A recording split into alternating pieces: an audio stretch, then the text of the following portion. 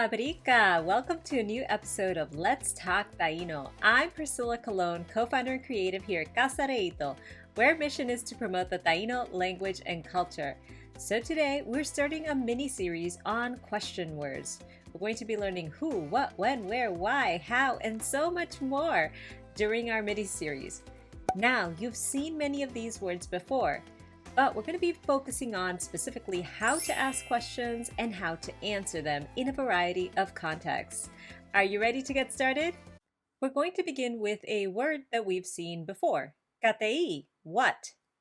Now the verbs that we'll be working with today are as follows. To say, ma'a. To see, era. To hear, apa. To eat, eka. Now, during our activities, we're going to be using the past tense. That is the way that you talk about something that already happened. You only have to add the little part itpa at the end of a verb to make it into the past tense. Now let's look over some conjugations that will be helpful for you. Did say or said, ma'a itpa. Did see or saw, era itpa. Did hear or heard, apa itpa. Did eat or ate, eka itpa. Now don't worry if you've forgotten how to form the past tense. I've left the link to the video where we talked about it for the first time for you to review if you need to. Now, let's review a series of pictures. We're going to ask a question starting with what, Kateí, and we're going to provide some sample answers. And I'll set the scene for you. Are you ready? Let's get started. So let's look at this first picture. The lady seems puzzled. I think she's asking Kateí, what?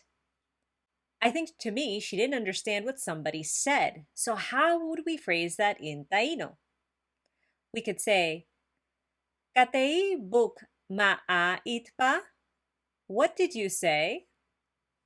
I don't know about you, but that question is super helpful for me because sometimes I can't hear people. Now, how would we answer? It looks like this person in the picture didn't say anything. So how would we say that? We can say, Dak ma'a itpa mayani. I said nothing. Now, mayani is an interesting word. It comes directly from our ancestors. I've only seen the definition as nothing.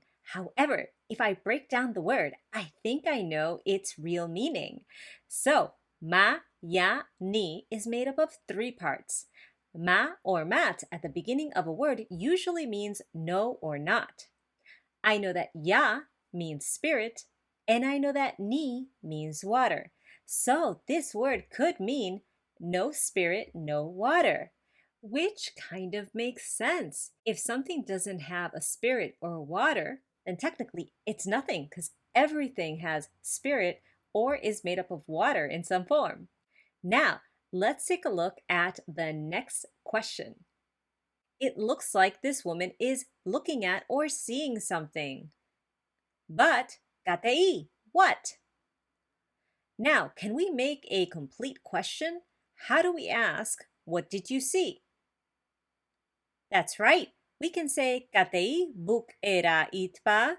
What did you see? Now let's take a look at this picture.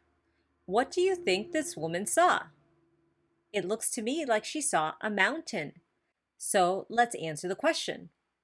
Dak era itpa o. I saw the mountain.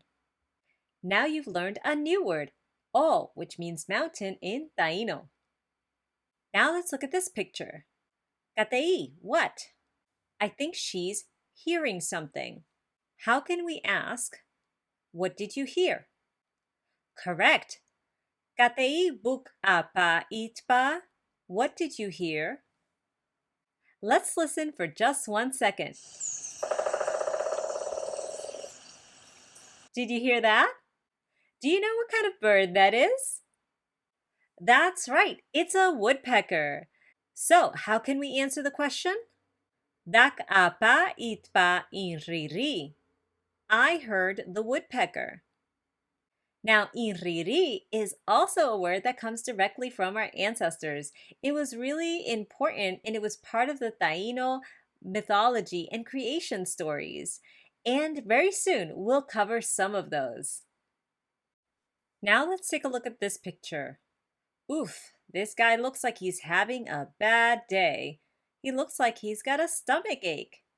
What question do you usually ask someone who has a stomach ache? I would ask, Kateí buk eka itpa? What did you eat? So I don't know about you, but I'm lactose intolerant. So if I eat a lot of cheese, I'm going to get a stomach ache. Now let's try answering the question. Dak eka itpa queso? I ate cheese.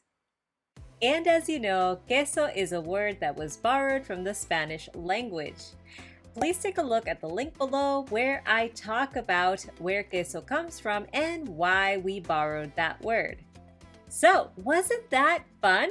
You got to ask lots of questions with the question word kateí, what, in a variety of contexts. And you got to come up with some responses. A lot of these questions you'll be able to use right away in your everyday life. Now, why don't we review one more time everything we learned today? Kateí, what? Ma'a, to say. Ma'a itpa, did say or said. Mayani, nothing. Era, to see. Era itpa, did see or saw. O, mountain.